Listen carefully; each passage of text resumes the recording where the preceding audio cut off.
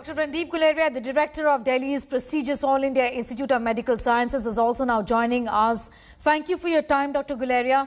My question to you is whether right now it is the time to go back to the basics that we seem to have maybe forgotten somewhere down the line.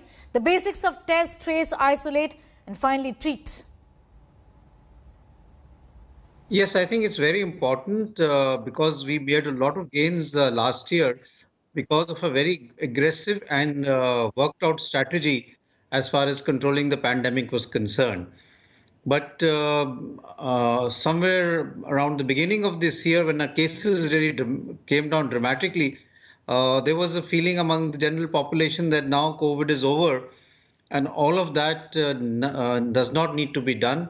So whether it be COVID appropriate behavior, whether it be getting yourself tested if you had symptoms which could be COVID, or whether it be following the basic principle of isolating yourself and doing close contacts and making sure that all those who've come in contact with you are also tested, was not being done.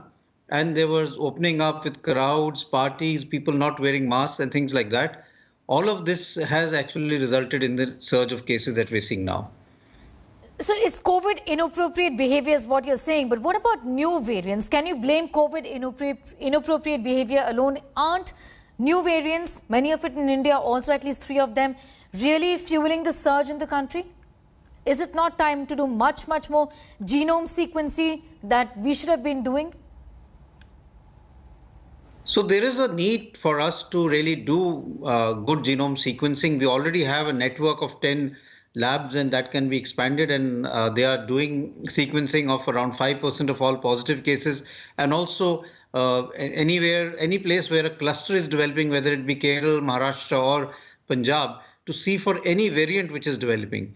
Now there are 2 things to keep in mind. One is that as the virus replicates, you will have variants or mutations which will happen in the virus. This is a natural phenomena which we've been seeing for more than a year.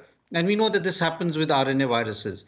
The issue is, has this mutation or the variant become of clinical significance in terms of whether it is causing more cases, whether it's causing more severe disease, or it's developed an immune escape mechanism and it's bypassing the immune system or the vaccine that we're giving.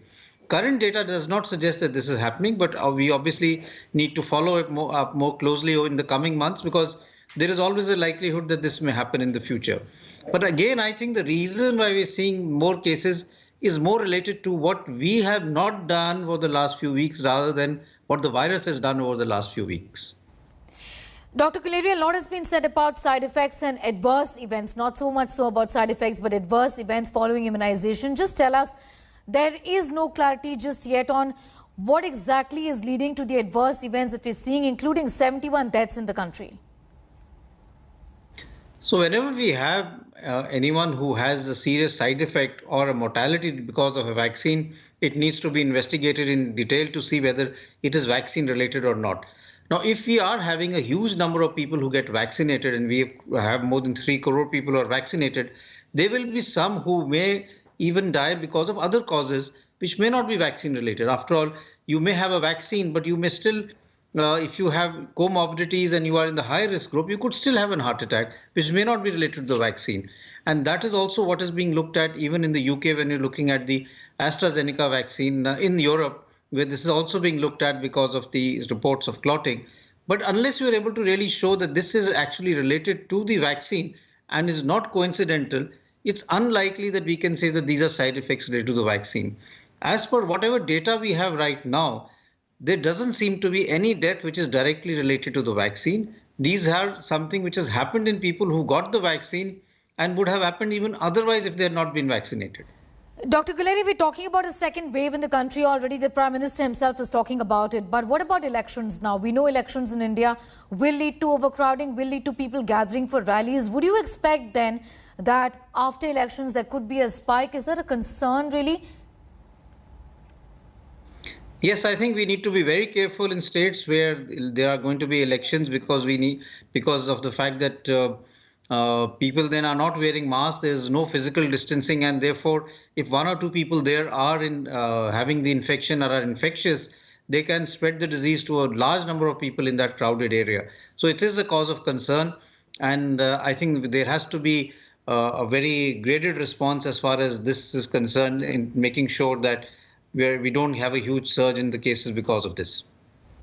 Dr. Randeep Guleria, thank you so much for joining us here. Thank you for your perspective on the... Hi everyone, Preeti Chaudhary here. Hope you like this video. For latest news and analysis, like and subscribe to the India Today YouTube channel. And don't forget to press the bell icon to stay updated. Thank you for watching.